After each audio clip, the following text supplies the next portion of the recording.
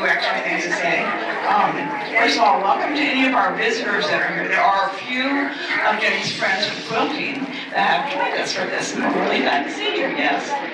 Oh, and some back there too? Okay. All right. My name is Ginny Meyers. Have a celebration of a kind today. Bob and I actually had our second anniversary a few days ago of living in Ginny Meyers. That was fun. Yes. And I want to thank him for stepping in for me last month, because I was over dealt well with my sister. Okay, that part's done.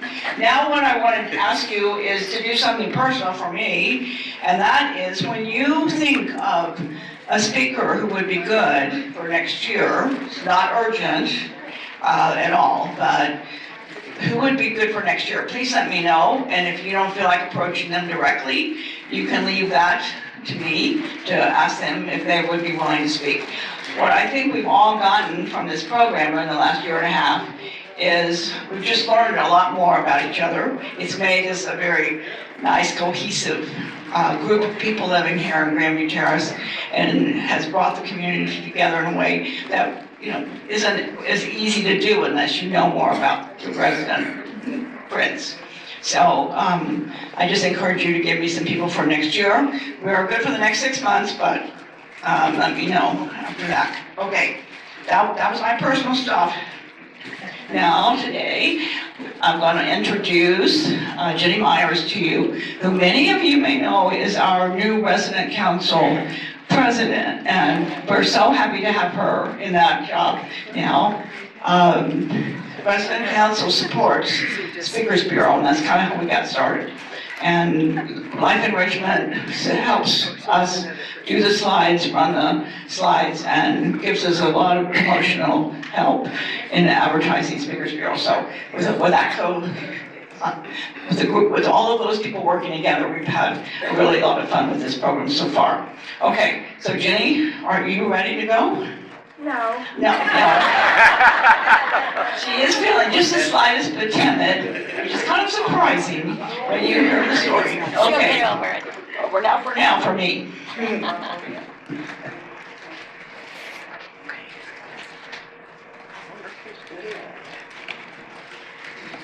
Does she have a mic? Good afternoon. Oh, she does. Good afternoon. I hope that everyone in the back can hear me fine.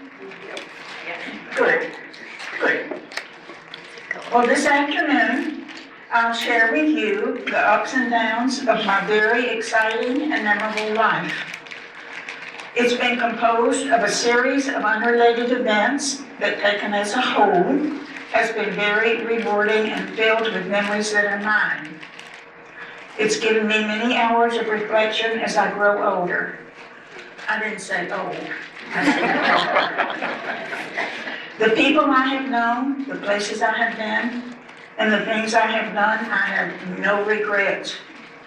Well, maybe the number of speeding tickets that I've gotten throughout the years. But actually, I guess I don't really regret those because I earned every one of them. I was born in a small town in the far northeastern corner of Alabama in December of 1942, the fourth of 4 daughters for my parents. I had a good childhood there. It was a be home for dinner kind of place, also the kind of place that anything that happened in school, my parents knew about it before I ever got home, that kind of place. I didn't do anything bad, but well, maybe. When I was 16, our family moved to New York City from Little Stevenson, Alabama, in the late spring of 1959. That's quite a culture shock. But what we like to say was that it was a culture shock for the New Yorkers. Then in the late summer, we moved to Carteret, New Jersey, so I could finish my final 2 years of high school, while both my parents worked in Manhattan. My dad was an electrician and worked construction, and my mother worked for the U.S. Postal Service. After high school, I returned to Alabama for college. Roll Tide. That's good. You are learning. Very good. where I earned a double Bachelor of Science degrees in mathematics and physics. It was always my goal to work with computers. And when I enrolled in college, there was no such course structure for that. I was always good at and enjoyed math, so that was the natural path for me. My parents said that I had announced when I was in the 7th grade that my profession was going to be working with computers. I have no idea where I had even heard of computers. This would have been around 1955 in this small town of Stevenson, population 1,500 in northeast Alabama. Following my graduation from college in 1965, I was hired by the Northrop Corporation in Huntsville, Alabama as a programmer.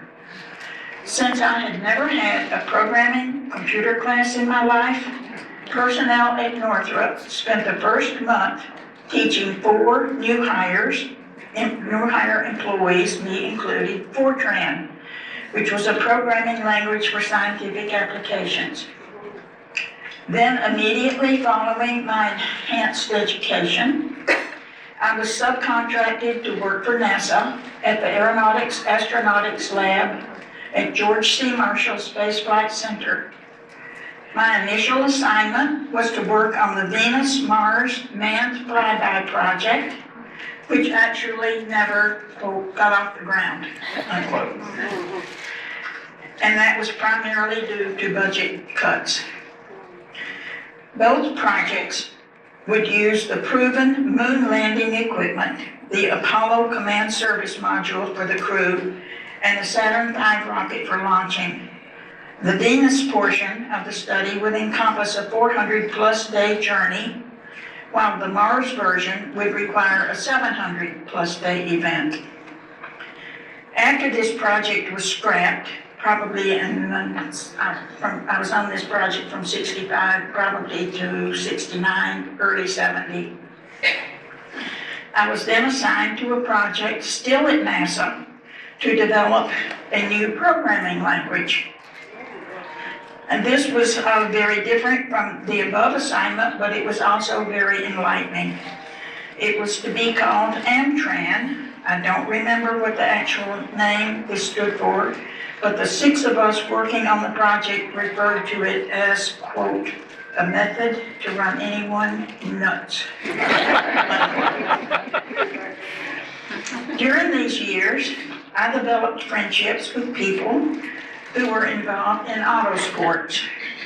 In Huntsville, there was a region of the Sports Car Club of America called the Tennessee Valley region.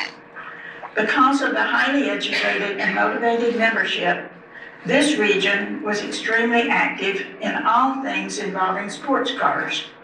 National road rallies, regional autocross, also known as slaloming, and those were timed trials following a prescribed course defined by traffic cones, usually in shopping center parking lots, and it would be on Sundays because of blue laws in Alabama where shopping centers were not allowed to be open.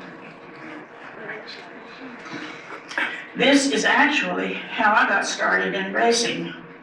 I started slaloming in about 67 to 68 and continued that until 1972 when I started road racing.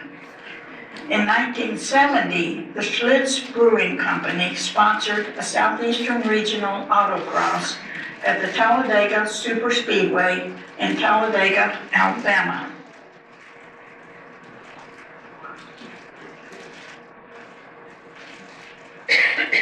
This is the course. Our SCCA region have a lot of entries into this event, including me. We were grouped into classes based on gender and automobile type. So I was competing only against women, and I was driving a dune buggy that was built specifically for autocross by a couple of our SCCA members who let me drive it. I took first place in my group, including having spun out in one of the turns. Right there. Right there is where I spun out. So all this black course is the course that we drove, and that was the start-finish line there, and then came around, did this. So it was a one lap and it was a timed one lap event. The course was what is today called a roval, which is a defined road course in the infield of the oval of the speedway. All this in here. Okay. This later led to full-fledged sports car road racing throughout the Southeast, because also during this time, I met my first husband, who was a captain in the U.S. Army stationed at Fort Benning, Georgia, and was also a member of our Tennessee Valley region of SCCA. In 1972, we got married, so I left my Northrop NASA job and moved to Columbus, Georgia. Smokey, yes, that is his name, and yes, his last name was Stover. If any of you remember the Smokey Stover comic strips, had been building a race car for road racing.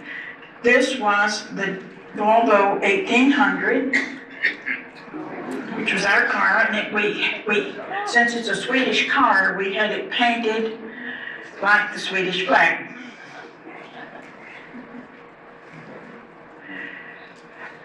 We both raced that particular car for several years. Also, in 1972, I attended 2 driver schools, one in Lakeland, Florida, and the other in Sebring, Florida. These schools were required in order to allow me to race in regional races. And after finishing 3 regional races, I earned my national driver's racing license. Once I had my national racing license to race, I drove road courses at Daytona, Charlotte, and Road Atlanta, which was our home course. And Road Atlanta was just northeast from Atlanta up I-85 in a little town called Brazelton. An amateur race weekend generally was comprised of a couple of practice sessions and a qualifying session, usually on Saturday. Then the 30 to 45 lap race on Sunday. My claim to racing fame was beating Paul Newman twice at Road Atlanta, once in 1973 and again in 1975. Now, it could have been that he might have had some mechanical issues, but that doesn't matter because I passed the finish line before he did.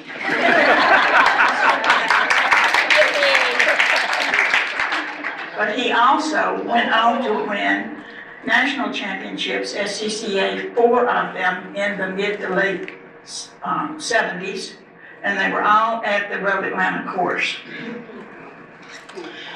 I also raced in Gainesville, Florida, and at the Virginia International Raceway. Both courses were designed on abandoned converted airfields. Another thrilling event that we drove was the Chimney Rock Hill Climb in North Carolina. And that hill climb started at the bottom at approximately 1,000 foot altitude, and up a treacherous road straight up with curves, many curves, and a lot of hairpin curves, up to a 2.5 mile thing up to the parking lot for the Chimney Rock monolith. It was one car at a time, thank God. So, and it was timed, of course. This thrilling time of my life was from 1968 through 1977. I had to quit racing in 1978 as our son Stephen was born in August of that year. Racing was also getting too expensive as some drivers, including Paul Newman, were being sponsored by auto manufacturers, so we backyard mechanics could not really compete anymore. And it was not as though we were racing for money, just for trophies. I may not be racing anymore, but I still seem to have the need for speed. see someone shaking her head vigorously.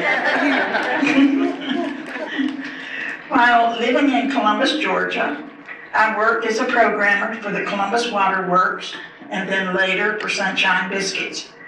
At both jobs, I was the only programmer, and at Sunshine Biscuits, so I had a staff for a computer operator and a couple of key punch operators.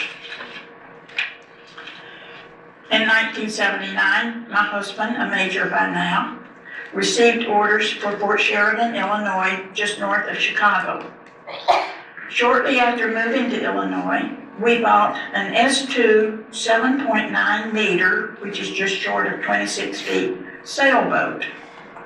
Since racing was in both of our bloodstreams, we, of course, raced the boat. One of our first races was the Tri-State Race.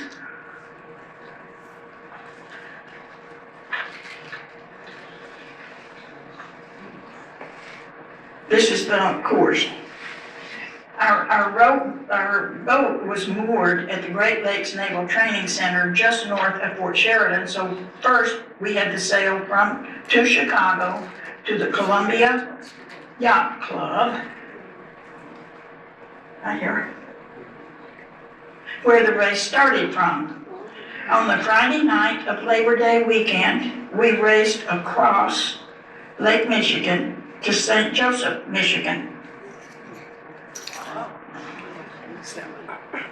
Now, Lake Michigan is not the calmest of lakes, especially the south end, since the winds coming from the north rolling down the lake caused giant waves. The waves were so high that night that when we were in a trough, we could not see the mast lights of surrounding sailboats.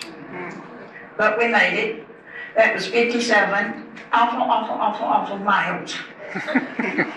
Then on Saturday morning, we raced from St. Joseph, Michigan to Michigan City, Indiana. That was 34 miles. And finally, on Sunday, from Michigan City back to Chicago, another 34 miles. Something should have spoken to me during that weekend because I was petrified the entire time. I'm not a good swimmer, so fear was my main and only emotion. We also realized that the smaller sailboat was not enough for Lake Michigan, so we upgraded to an S2 9.2 meter, just short of 30 feet. That additional 4 feet did make a significant difference in handling. In July of 1982, we raced the Mackinac Race from Navy Pier in Chicago to Mackinac Race, Ireland, which was 333 miles away. While I agreed to do this, I will never, ever know, but I was both scared and sick the whole time. Plus, we had our 3 almost 4-year-old son with us and 2 other sailors. Once we got to Mackinac, I announced that Stephen and I would return home via train. Not sure I can remember ever getting on that sailboat again. However, Stephen loved the sailing. In fact, today, he and his wife live on a 50-foot catamaran in the Houston, Texas area.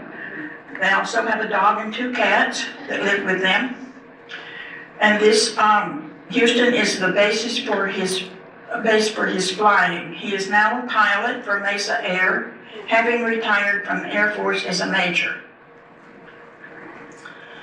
While living at Fort Sheridan, I worked as a programmer, first for FMC Corporation, then for Bureau Limited, and finally as senior programmer, then manager, and finally director of Information Services and Technologies for Corcom Inc., a manufacturing company in Libertyville, Illinois. Also during this time, my first husband and I were divorced in 1983. That might be because of the Mackinac Race. I certainly didn't help. When he retired from the Army as a lieutenant colonel, he took the sailboat south to Florida, and Stephen and I stayed in Illinois. In 1982, I met my second husband, Robert Meyers, while working at Bueller. We were married in 1985 and built our home in Lindenhurst, Illinois on one of the many chain of lakes. 2 years later, Bob adopted my son Stephen and was the father figure in his life. This was also the time in my life when I decided to get my single-engine private pilot certificate at a flying club called the Stick and Rudder Flying Club in Waukegan, Illinois. My motivation for this was that I had been trying to quit smoking and had joined a group called Smoke Enders. The thought was that instead of buying cigarettes, put the money in a jar. Then when one had kicked the habit, reward oneself with something with the money that you would never do otherwise. Bob was also a private pilot, and since we both worked at the same company, we were naturally drawn to each other. In fact, when I did my first solo, Bob was there to watch. He didn't hear the words that I stated, though, when my instructor got out of the airplane and told me to fly around and come back and land. I had some choice words to say. I'm sure you can imagine. After I passed the FAA check ride in 1984, Bob, Stephen, and I had a lot of fun making short hops around the area for dinners and touristy trips. Most Sundays, we would rent a Cessna 172 at $16 an hour wet and fly to Delavan Lake in Wisconsin to the Lake Lawn Resort and for brunch. And we frequently flew from Waukegan to Milwaukee to Mitchell Field, where we would taxi to the north end of the runway and walk across Layton Avenue for dinner at the Packing House restaurant, and it is still there, the restaurant. When Bob and I started thinking about retirement, we took several trips around the U.S. looking for our final residential spot. Any town or city whose hardware stores sold snow shovels were immediately eliminated from consideration. We had had enough of that from Chicago. As soon as we landed in Phoenix, this was Thanksgiving weekend of '95, something spoke to both of us that this was the place. We found Sun City West, returned in April of '96, and purchased one of the last 6 available lots from Del Webb and had our home built. Then in January of '97, we arrived for the beginning of the rest of our lives here.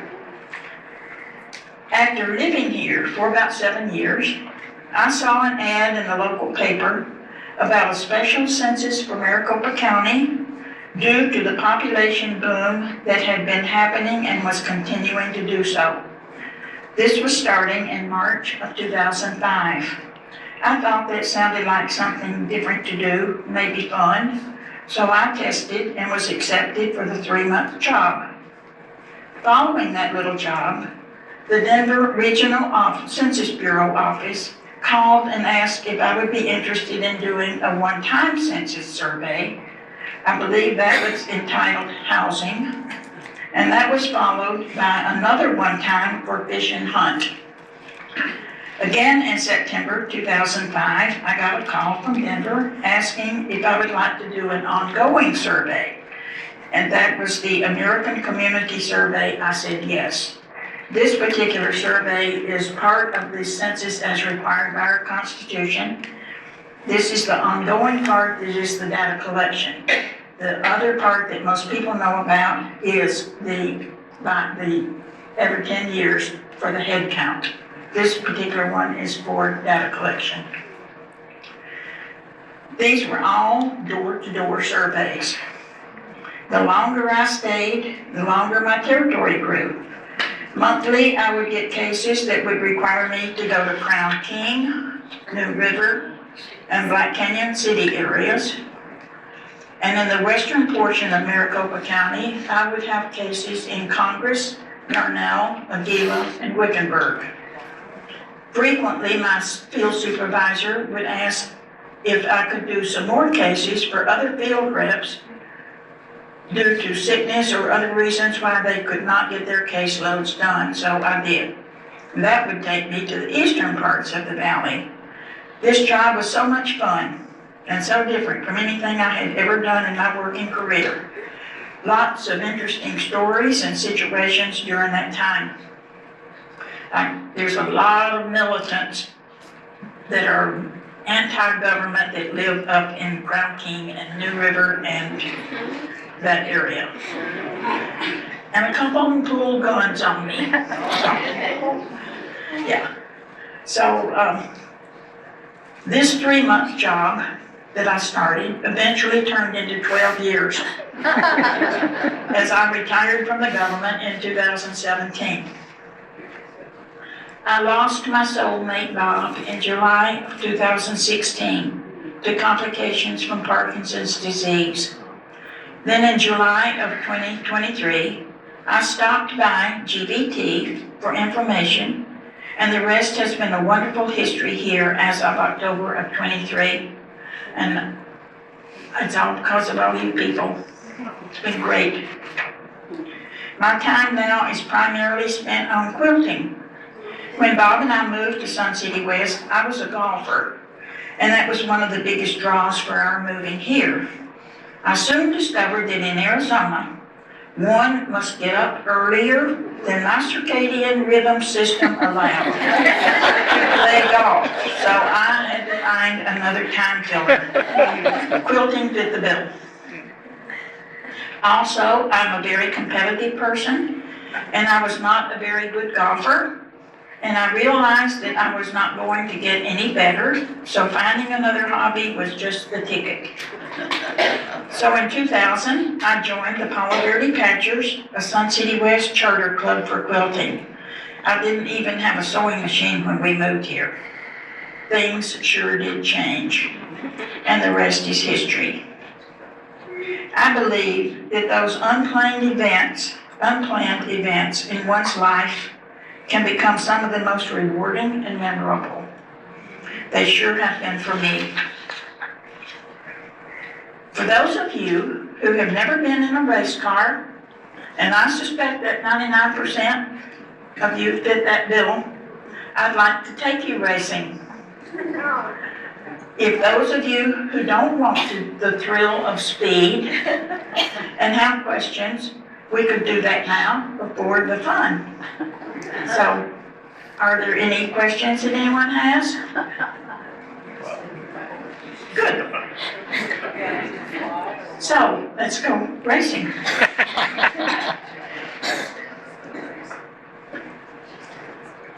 I do have a question. Oh, yes, Did you ever meet Mark Donahue? I did, and he had a very serious accident at Road Atlanta. And then, and I can remember that course I drove so many times that I can still picture every single turn of that course. And I know exactly where he went into the wall, that he had a very serious accident. And then a couple of years later, I believe he actually died in a race, but it was somewhere in Europe. So, yes. Penske was also starting. He was at the racetrack. I'm not sure he drove much, but he did drive some. But Penske was coming up in that same time period. Okay. This is the Charlotte Motor Speedway with the roval, the inner part. Well, this is the speedway, the main oval, and then you go into the infield here and around this way and then back out. And on this video that we're going to see, they talk about a chicane. And that chicane is this little blip right here. There's also pavement right through there. So if you missed this chicane, then you had to come to a complete stop right there before you could keep going. So that was a big penalty. So, And this is the course we're going to be running today. We're in a little Legend car, which is a car specifically built for racing, and the body is based on a 5/8 scale of a 1934 Ford Coupe. The engine's a Yamaha motorcycle engine, and we'll be on this roval at Charlotte Motor Speedway. And you'll notice we're going to be in car number 25. You'll see that beside the number. And also in the upper left-hand corner of the video is a backward-facing camera, so you can see what's behind the guy as far as what's in front of him. So. Start your engines.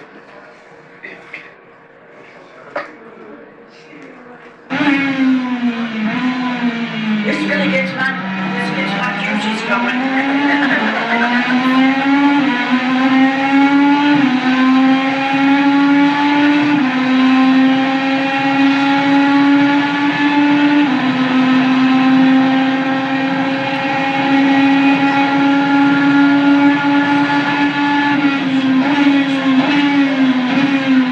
This is what you get. Good morning, everybody. My name is Nate Morris, and I'd like to welcome you back to another video. Today, we are at Charlotte Motor Speedway to make history. This weekend, for the first time ever, legend cars will be racing on the iconic high banks of the Charlotte Motor Speedway using the NASCAR Roval configuration. This is definitely a once-in-a-lifetime opportunity for myself and many other legend car drivers, so this was definitely a can't-miss event in the legend car world. As a result, 97 legend cars showed up this weekend, and 35 of those were in the semi-pro division, which I race in. This is one of the first national events for the 2026 season, and it's one of the earliest opportunities for drivers on the East Coast to earn points for the National Road Course Championship. So many of the drivers that have shown up this weekend are some of the best legend car road course drivers in the country, and in some cases the world. So this event is going to be no joke.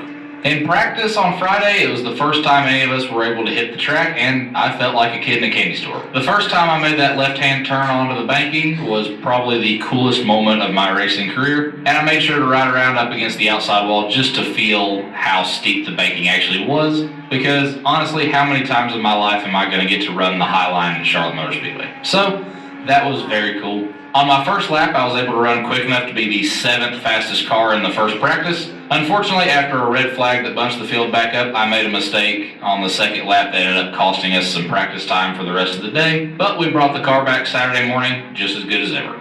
Unfortunately, there had been some weather in the area Saturday morning, so that delayed our start time by roughly an hour and a half, and our first time on track was for the 4-lap qualifying session. On lap 2, whether it was because I didn't get enough heat in the tires and the brakes, or if I just drove it a little bit too deep, I ended up locking up and spinning out into turn 1. I backed into the fence and caused a little bit of damage to the rear of the car, but luckily I was able to pull away and it didn't seem to impede the car's ability to make speed. On the very next lap, I was able to run a qualifying time of 2:08.18, which was fast enough to qualify 7th for the first feature.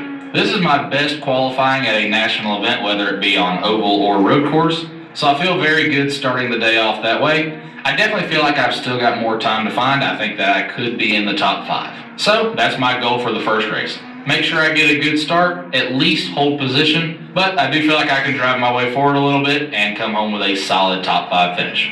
So, thank y'all for clicking on today's video. I hope y'all enjoy it, and let's get into it. Oh, as the tail of the field trying to catch up here. The field makes their way through the short chute.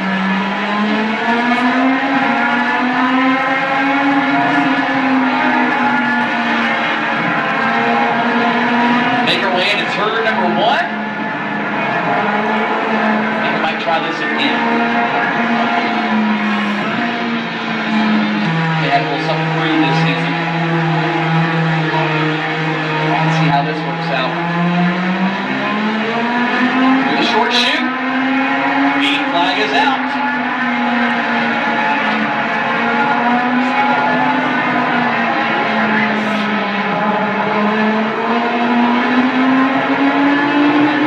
We've got one car sideways over in turn number 2. We stay green for the moment. Looks like that may have been enough spin. We'll see if we can complete the lap.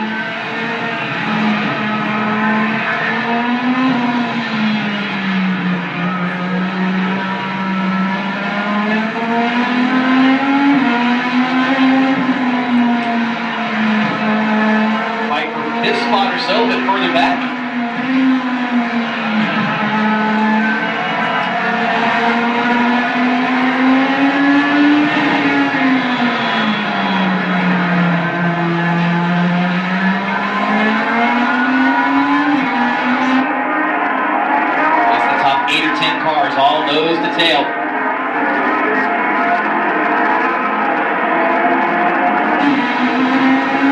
Private Nate Morris. Good run for him. That's something he's got to be proud of. North Carolina area, been top of column for a while now. Got him dialed in.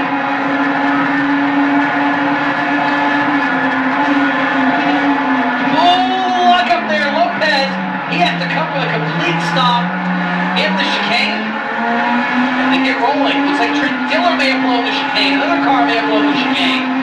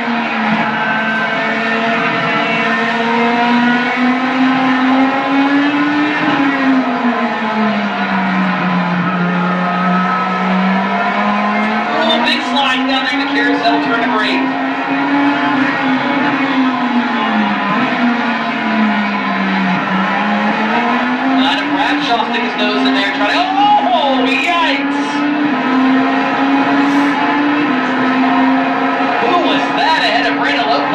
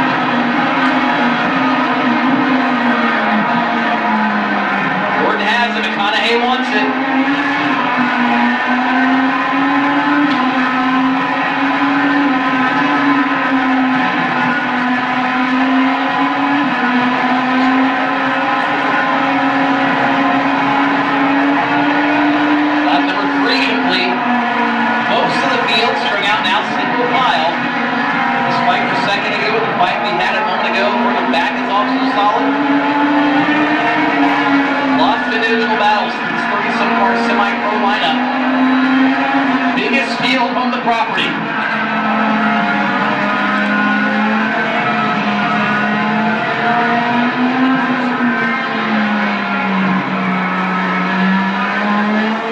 On the foreground, Nate DeMone trying to claim a spot in that 3 car.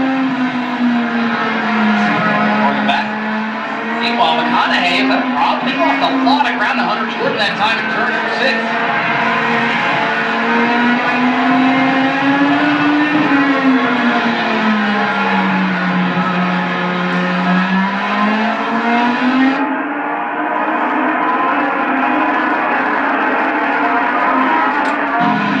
And this now again, Lopez. This is 6th and 7th position.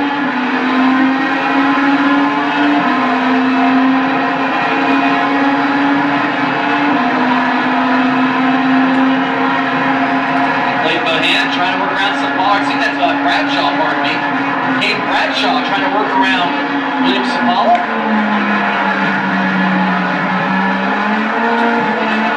Oh, Bradshaw blew the chicane. He's going to come to a complete stop right here in the front stretch.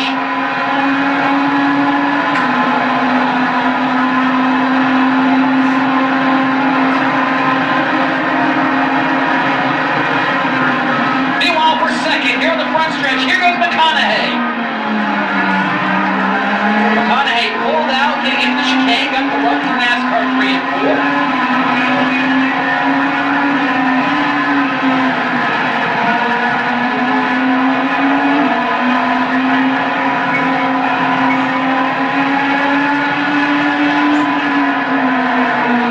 Here you hear race control, letting Bradshaw know that, yep, we saw that.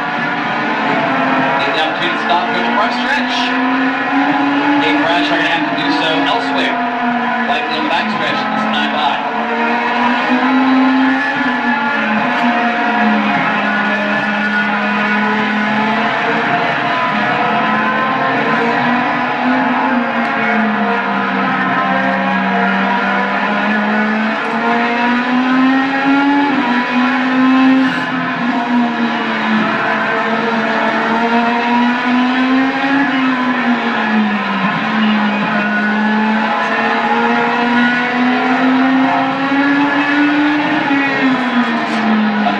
Pretty substantial lead now with McConaughey after clearing him again through the chicane after that incident. Whoa! Watch out, Hunter Jordan! That's not how you hold on to it, my friend. Had that thing kicked out plumb sideways, and now even McConaughey can sniff a draft through NASCAR 1 and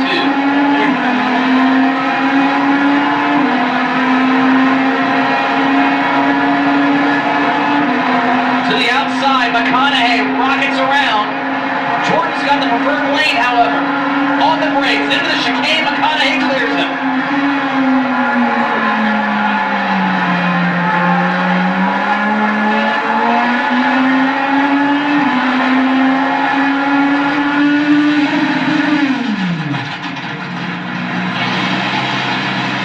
Well, that's unfortunate. What a great race we had going. I was able to work my way into the top 4 in the first lap, and I was having a strong run being able to hold that position, and to an extent I was keeping in touch with the top 3. My fastest lap was almost a second faster than anything I had run to that point, and I felt like I was just getting more and more comfortable with the track, and we were in a position to cakewalk my best ever finish at an INEX event. Unfortunately, it just wasn't meant to be, because coming to 3 laps to go through NASCAR turns 3 and 4, the right side engine mount broke right at the welds, so the engine dropped down, pinched the drive shaft and the shifter linkage, so that locked the shifter forward in place, so I was unable to change gears, and with the drive shaft being out of place, I wasn't really able to get any kind of drive to the rear wheels, so I just had to push in the clutch, bring it down pit road, and take it to the garage. That was such a deflating feeling to have to roll down pit road while 30 other cars went flying past, just because we were in such a good position to get a great finish. Just one of those things that is really unfortunate when it happens. Obviously, we ended up not being able to finish the race, and I was scored 33rd. Due to time constraints from being behind from the weather earlier in the day, and the fact that we had weather moving in on Sunday, they decided to postpone rounds 2 and 3 to next weekend, and they moved next weekend's round 4, 5, and 6 to a currently undetermined date in March. So we'll have to wait just a little while to hopefully get our redemption at the Roval. All in all, I had a ton of fun this weekend. Being able to race on an actual NASCAR racetrack is a dream come true. The Charlotte Roval is one of the first places where I got to watch a NASCAR race in person. That was the weekend that Chase Elliott drove his car straight into the turn 1 tire barriers and then was able to drive from the back of the field to win the race and did a massive burnout right in front of where we were sitting. That weekend was also the first time I ever got to drive a legend car. U.S. Legend Cars had a driving experience set up behind the Charlotte Motor Speedway on the 5th mile that used to be here, and it was something like $50 for 10 laps, and so I went out and had no idea what I was doing, had never driven a straight drive before in my life, and went out guns a-blazing, spun out the first lap, and at the time it was one of the coolest things I'd ever gotten to do.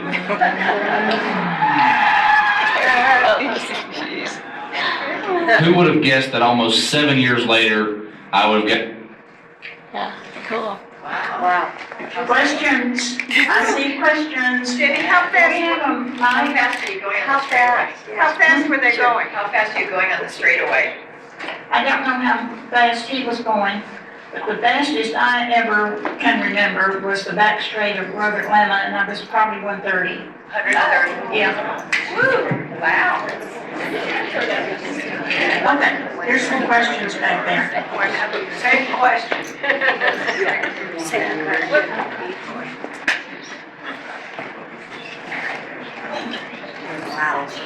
I'd like to know if you were driving that car in the forehand. I wish I was. What'd she say?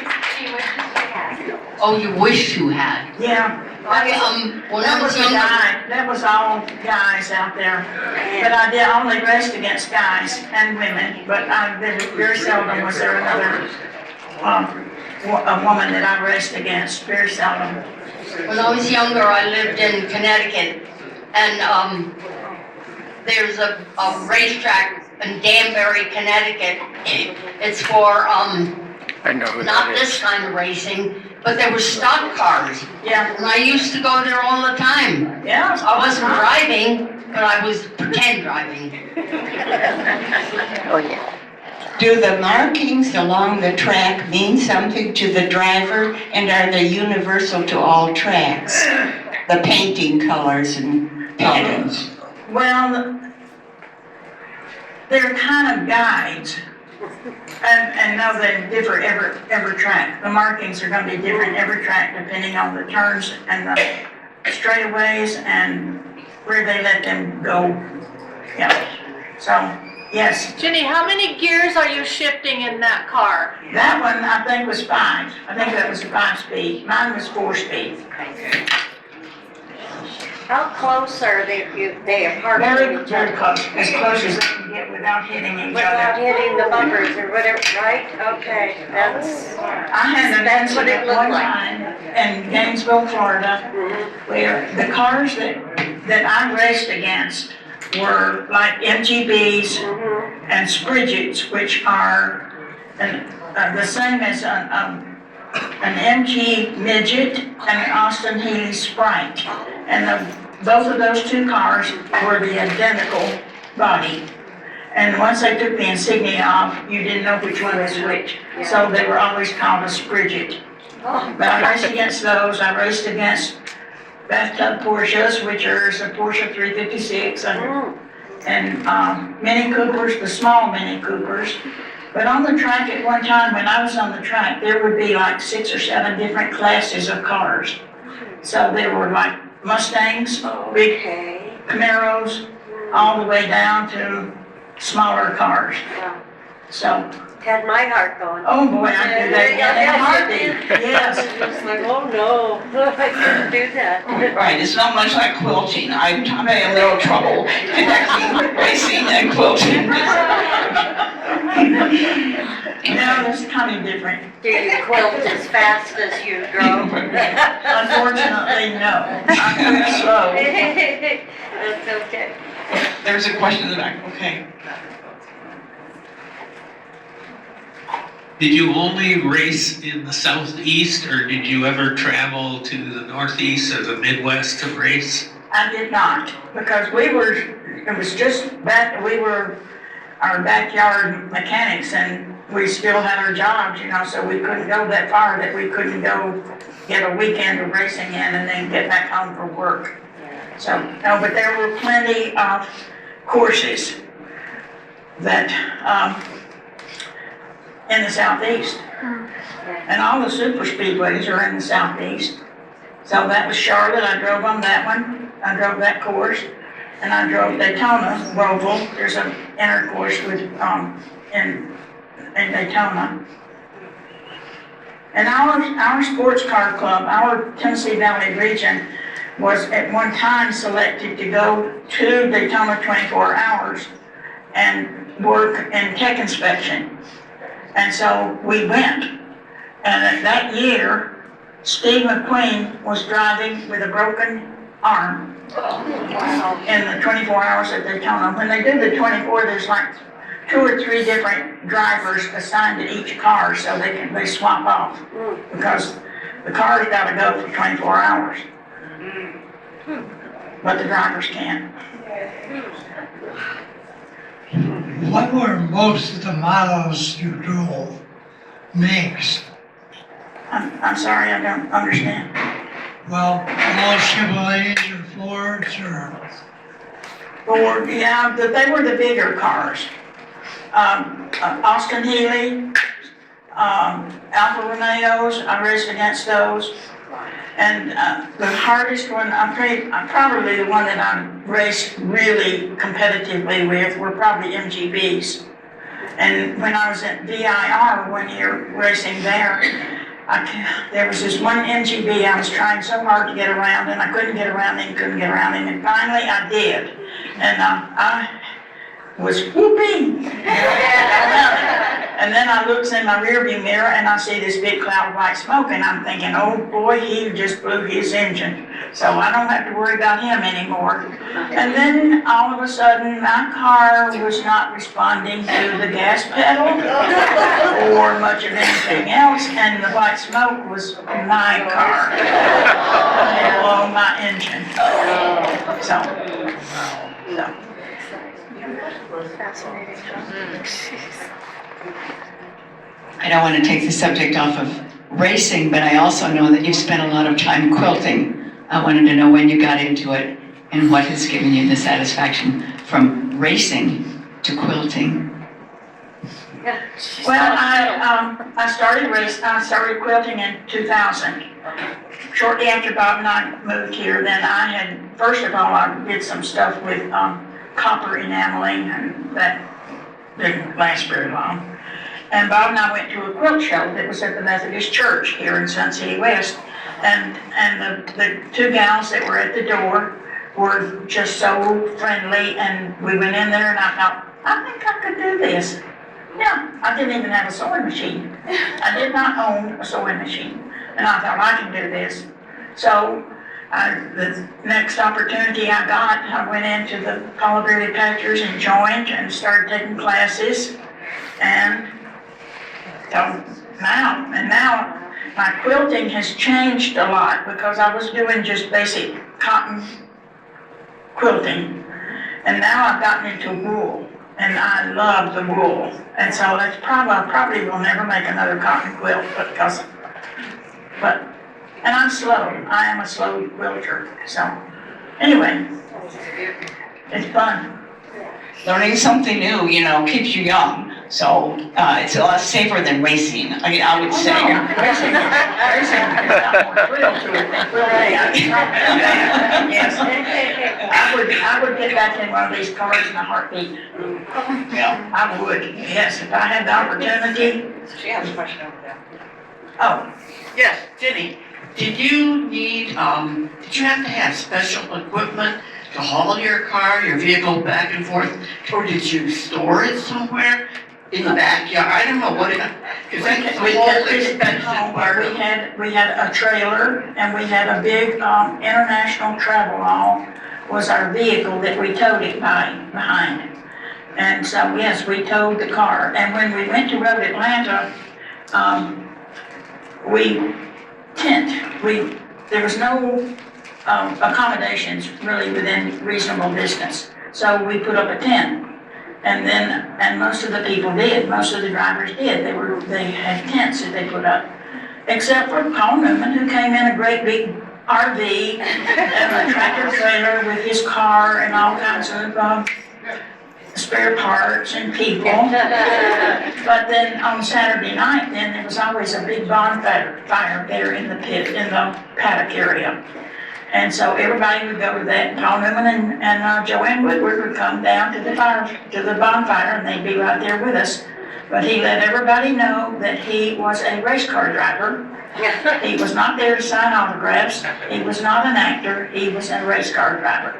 And he was a very good driver. But I didn't meet him, but I suspect there were circumstances that allowed me to beat him, and it might not have been speed.